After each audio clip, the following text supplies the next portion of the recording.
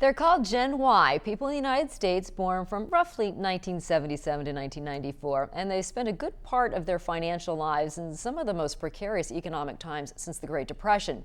Well, joining us today to talk about how Gen Y is being shaped by the global economic problems of today is Lou Day, managing partner at NS Capital in Stamford. Also with us is Eric Hahn, an investment advisor also with NS Capital. Good to have you both here. Hi, nice to be here. I mean, this is tricky times for all of us financially, but this is a particular challenge for young people just getting out of college or, in their late 20s to early 30s. Well, in particular, Eric is the one that's brought this to my attention. In our firm, we're an investment advisory firm, we're an RIA, our typical client is 40, 50, 60 years old, and I'm older. I came up at a time when you didn't worry about Social Security. I came up at a time when you had a pension plan in the company that you worked for, and all these things have gone away. Okay, essentially, for a young person. And on top of that, they've just gone through a decade of 10 years where they've looked at the stock market and investing, and it doesn't look too attractive. In our firm, one of the things that we work on is we have an analytical tool where we really study portfolios from an asset allocation standpoint for portfolio construction. And Eric came into our firm, as part of that. That was his job, to work on the analytics team. And he approached me, and after studying these portfolios and seeing what bad decisions can do, and it really adds up to hundreds of thousands of dollars, in some cases millions of dollars over time if you make a bad decision. I mean, are young people today, are they gun shy when it comes to investing after watching the past decade, thinking, well, I'm not going to be investing my money in the stock market or in bonds. I might find some other way, if I have any money at all, to invest. Extremely gun shy. Younger investors, a lot more conservative than they should be, and rightly so because of what Lou was explaining and what we just went through.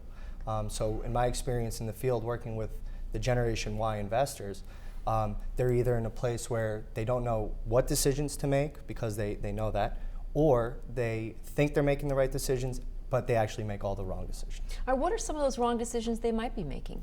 Well, for one, they're making this, I'll give you a specific example. There's target date funds, which are kind of an all-in-one option for investors where the allocations will change as they grow older. Now, usually you're supposed to invest in a single one of these. I've met multiple investors who have target date funds, 4 or 5 of them. And they overlap? The years overlap, things like that, and you should only be in one. So that's just one example of some of the decisions that are being made that are detrimental to what you want to do. But time is on their side. I mean, you couldn't ask for a better, span to be in your 20s when in retiring in your 60s. I mean, you really do have time on your side. Yeah, and I think one of the things that we all see on our credit card today is they now give you an equation of what it costs you to pay off the credit card in 3 years and what it costs to pay it off, in 30 years or 20 years. And you see huge differences in the amounts, obviously. And now, if you think about that in reverse, that's the advantage, that young people have. If they really watch and invest wisely and put together a portfolio wisely, and particularly look at their expenses, they're going to wind up with a lot more money. I think one of the biggest questions many have if they're fortunate enough to get a job with a company that provides 401k is, where do I allocate my money? How do I allocate my money? Where do I put it? What kind of advice would you give them? Because you look at all these different funds, and if you are not experienced in looking at them, it can be very overwhelming. Well, that's a great question. We actually take a step back. The first thing is transparency, number one. You got to demand full transparency in order to provide you with the information to make some good decisions. Okay, so once establishing that, costs need to be taken into consideration.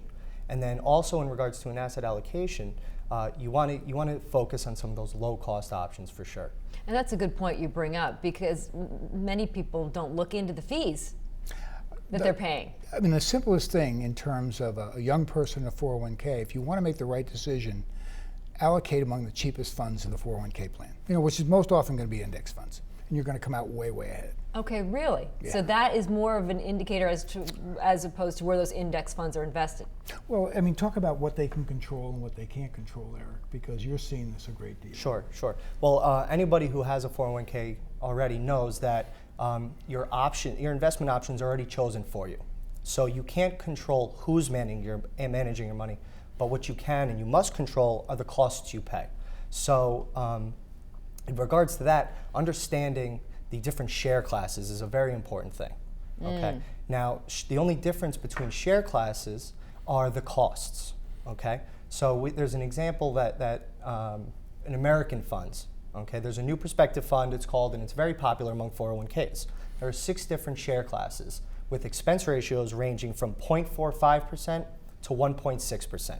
So you don't even need to understand the share class versus you just want the one with the cheapest fees. Exactly. If you're able to decide between those two, which would you choose, 1.6% in fees or 0.45% in fees for the same fund?